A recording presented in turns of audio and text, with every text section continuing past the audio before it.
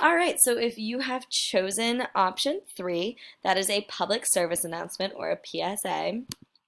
The first thing you're going to do is choose a Supreme Court case. I have given you a few options here, and you're going to go ahead and click this link to just get a short background. And I've also given you a very, very short one. Once you've read your short background, you're going to do some research. So you're going to find 2 other reliable sources on the court case. They can be video or text. The text should be about 2 pages long, and the video should probably be 5 minutes or more. Please put your sources in these 2 boxes. If you need help with MLA format, EasyBib is linked.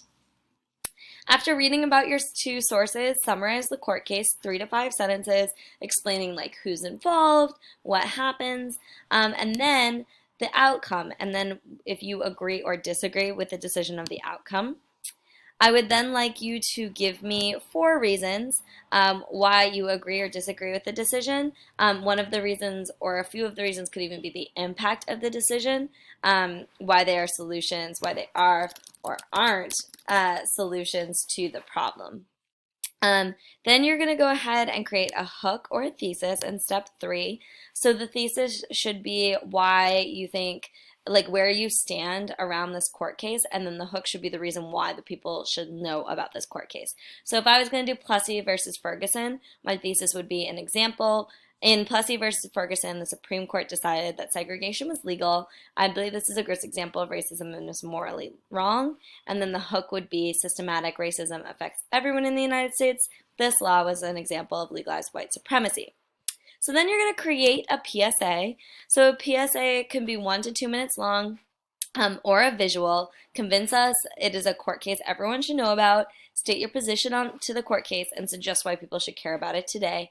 So over here is a PSA for washing your hands, which isn't necessarily a court case, but you can see they make it really clear where they stand, like they think you should wash your hands.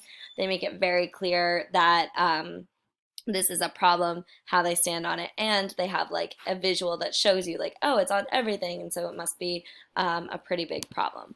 I also connected some films that you could use as exemplars as well. And then the very last thing is the rubric. So you can go ahead and take a look at this. If you are using the evidence for meets, you are citing relevant, sufficient, and specific evidence from the text to support your reasoning. And your reasoning should make connections between how you feel about the court case and your evidence. So that is option 3, a PSA. If you have any questions, please let me know by email or text.